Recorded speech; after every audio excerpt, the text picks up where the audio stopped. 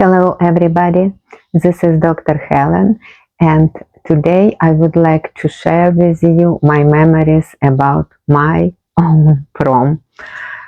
It was many years ago, and yesterday when we went for the dinner with my friends, we saw graduates, we saw beautiful girls in very nice long gowns, boys in suits and ties and white shirts, and it brought my memory about my prom.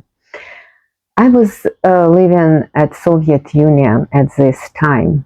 Ukraine was part of Soviet Union, and we had these traditions which I don't even know if they exist anymore. I will have to ask my friend and maybe make another video.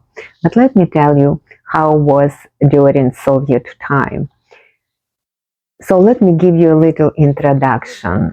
During Soviet time, we had school system 10 years. So you come to elementary school and you graduate, and it was the same school most of the time, unless students move, parents move, but other than that, it was one school.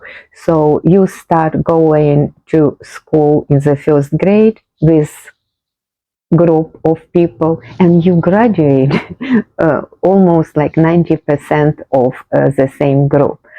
I have to tell you, my dad, who is 87 years old, he has a friend, and they are friends since first grade. And how they become friends? Because they sit at the same desk. And sometimes they're kidding. My dad said, no, we did not sit together right away. We just like couple months, and we moved together at the same desk, and they are friends for the whole life. 87 years old, and they are friends. It's amazing. So my point is, students start going to school from the first year, and they were together until graduation. And that's how friendship was built. It was, I think it was a good time, good reasons, good tradition. I will probably make another video about educational system in former Soviet Union, but today my topic is actually prom. So my prom. I was graduated from a special school. It called Kiev Physics and Mathematics School. And it was high school. We did not have many high schools during Soviet time, because, as I said, it was a school system from first to 10th grade. But it was only one school for the whole Ukraine. And it was a special school for gifted students. So every year they select 100 of gifted students from the whole Ukraine, and it was several contests, it was several tests, and it was like going up, and it started from region, and the last contest was in Kiev, and they select 100 students each year, and they become a student of Kiev Physics and Mathematics School. This school was under management of Kiev State University, which was #1 university in Ukraine. And we had professors from university who came to us and give us lectures, and different story. Okay, so so I was at this school. My class, my group was 25 students when we came to the 8th grade, and we graduated 3 years after. It was 10 years after 10th grade, and it was very hard. We had special programs in physics, mathematics, and chemistry. it was really hard to study. And every year, school was dropping students and adding new one, because not everybody was able to um, perform. So we count, and it was like 15 students we lost during these 3 years. So 25 start, and first year we lost 5. They add and add and add. So 15 students we lost during these 3 years. And I have to tell you that I still friends with my high school girls. We also friends for life. It was only 5 of us from 25 students. The rest were boys. And usually, when it comes to hard subjects, physics, mathematics, engineering, the majority of students at these classes at universities also were guys. That's what they believed during Soviet times, that boys are smarter than girls. And it was not fair, but yes, that's how it was. So we were studied together, and after graduations, the best students were accepted to the best university of Soviet Union. Usually they go to Moscow, it was Leningrad, which is St. Petersburg now, and Kiev State University. The policy of Communist Party was to grab the best brain, artists, everybody, and they moved them from 15 Soviet Union republics. They moved them to Moscow, and that's how Moscow was the top one of everything. They tried to grab the best people from other republics of Soviet Union. And a lot of graduates from my classmakers end up to be in Moscow and St. Petersburg, almost Moscow. And believe you or not, a lot of them live abroad now in United States, Europe, and so on. After collapse of Soviet Union, I mean. So let's go back to prom, right? So our schools in Soviet Union started at 1st of September and go to 25th of May. Every school, it was no exception, started 1st of September and go to 25th of May.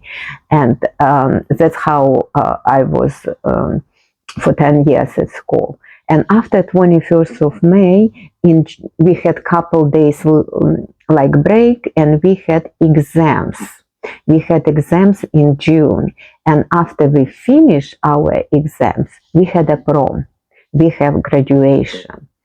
Not in the middle, not before you finish all your exams. And tradition was really beautiful. So after we finished all exams, we had this prom. We had graduation party. At the day of graduation, we had a ceremony of giving and getting diplomas of higher education. It was usually in the hall. Every school used to have a beautiful conference hall, and it was together with parents, representatives of universities. Sometimes governors came to this event, and everybody were like getting speeches, and students were saying thank you. It's like here when you have your graduation, but we had the same graduation and prom together. So it was ceremony of getting high school diplomas. After that, we usually had a dinner, and again together with parents, dinner. Many times dinner was inside in the school. I was living in Kiev at this time, in the capital, and every school also had a cafe or restaurant, and it was over there. Sometimes it was in this conference hall. They removed chairs, put tables, and it was graduation dinner over there. Students were sitting on the tables together with parents, teachers, and guests, always guests. In my school, it were professors from university. And after dinner, it was ball.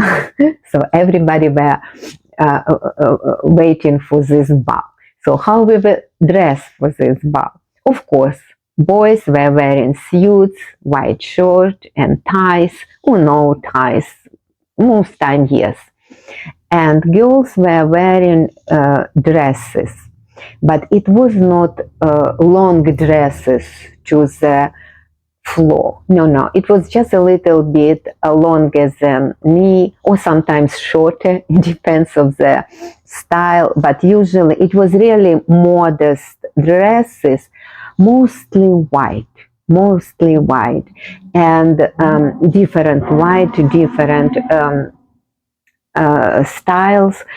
Sometimes it was really light pink, or light blue, or maybe light beige, but it was white was the color of the dresses for the prom. And it was dancing. It was really nice.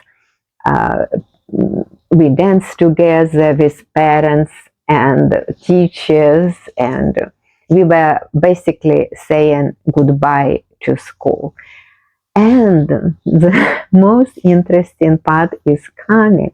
So after this party, and party was long, it was during like almost the night, it was at night, a long party. Everybody is dancing and they have events. But we had this tradition of greeting the dawn. So every school, students after this dancing party, group of students, my classmates and our teacher, we were going to greet the dawn, to meet at dawn, to see sun rising. And it was really beautiful tradition. Sun rising was a symbol of the beginning of adulthood, of new life. We were adults now. So after you see this sun rising, you became adult. That's how it was. And in city, it is really hard to see sun rising.